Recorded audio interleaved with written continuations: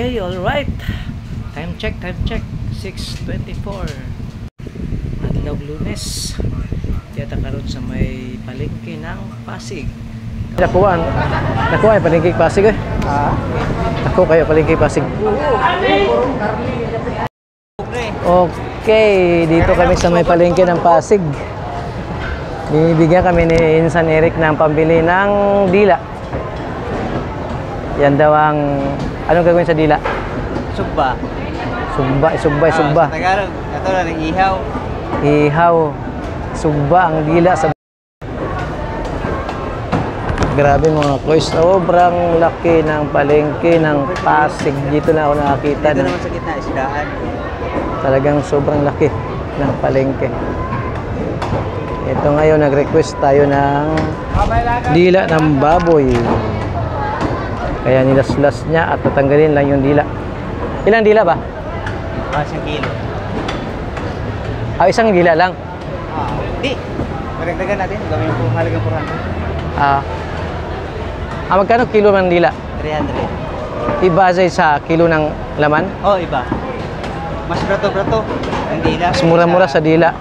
Sa laman? Sa laman. Okay. Pero lamig sugba ang dila kay way taba. Oo. Wala siyang tampok. Okay guys, pauli na may nahuman na may palit og dila. Yun. Dito kami sa may gulayan ngayon kasama ang aking pinsan at ang magandang tindera. Ang pangalan mo? Haha. Joke lang.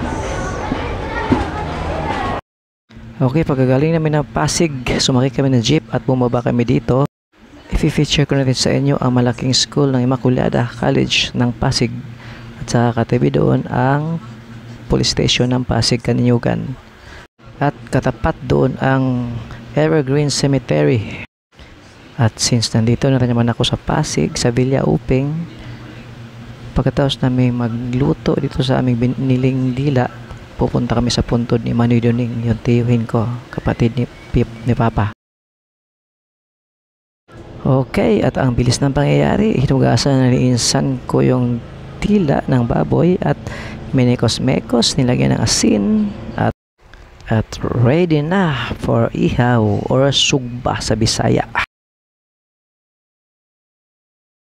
Yang sikreto lang yun sa pagsugba, no? Hinay-hinay lang yun sa kalayo.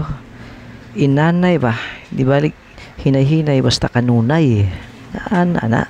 Mawag yun ang secret technique sa pagsugba. Okay, while hinintay natin yung maluto yung inihaw, kakausapin ko muna si Ate Adi.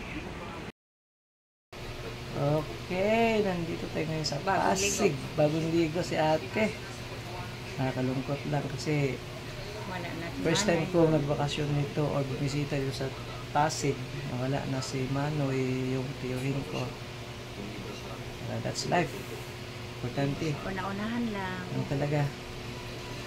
Okay, bye.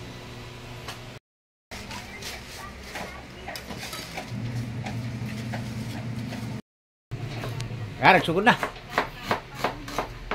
Ito na may kusinero. Hiwag sibuyas pero wag magmaskara ba? Ate, sili? Iyan. Kay ang kinilaw o kanang sinugba mo isang nagpalami anak ng sili.